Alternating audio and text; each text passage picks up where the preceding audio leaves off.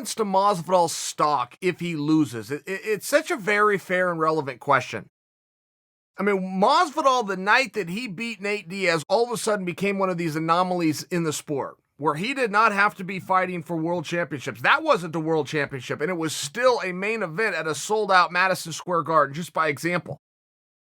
And Masvidal entered this weird purgatory with like Conor and Nate Diaz, and that was really it. I mean, it was kind of just the three of them that were going to be a very big deal no matter what it was they were going to do. Now, there are some fights that are just going to be harder matchups, and you can't find a harder matchup than fighting the world champion. So it's a very hard fight, but what happens to his stock? I mean, for me, Masvidal's stock just went up. I mean, it really did. A guy that would take a fight on 6 days' notice, fly across the world, have to acclimate, have to agree to things, get down to weight. I mean, I think that it's on brand. I think it is very much on brand. He is a 3.5 to 1 underdog. I couldn't fault those odds makers. Yeah, you're probably going to be a 3 to 1 underdog. You're taking on the baddest dude in the world who, by the way, happened to know that he was having a fight that night. You happen to not know there was going to be a fight that night. But there is some things that we know about George Masvidal. The first is he's not going to ball up and wilt. At no point in this contest is he not going to show heart. Is he not going to show toughness? Is he going to have as good a skill as his opponent? Okay, fine. Those two can go figure that out. But I don't know how much Masvidal has to do to succeed here. I mean, for being a guy who was willing to step in and do what he said that he would do, against anybody as he said he would do it, at this specific weight class, as he said he would do it, he gets a phone call and he agrees and goes out and does it. I'm not sure how much he could be hurt, and I don't know the answer to that. None of us will. We could speculate and we could guess.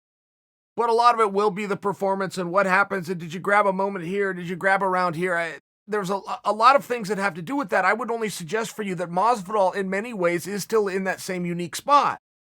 Because while Masvidal had this tremendous ace of spades up his sleeve to play anywhere he wanted to play it, in all fairness, I don't know that Usman was the most sought-after fight for George. George and Colby have this weird beef that even teammates and roommates and friends and partners and all of that fight is still there. Nate Diaz still wants in there with Masvidal. All I'm suggesting for you is it would seem to me that some of the fights that you really did want to see Masvidal have, regardless of outcome this Saturday, are still there. That's all I'm suggesting. Would he be fighting Colby for a world championship? Should he win the world championship? Let's say he doesn't win the championship. Doesn't that fight with Colby still seem like something you're going to want to see? Or the rematch with Nate, something that you still want to see? There was always an interesting storyline after that first fight with Nate that I never knew was totally fair. I felt as though people were trying to take away from Masvidal's glorious moment, but that fight was scheduled for 5 rounds. 3 rounds were completed, and they didn't have the next 2.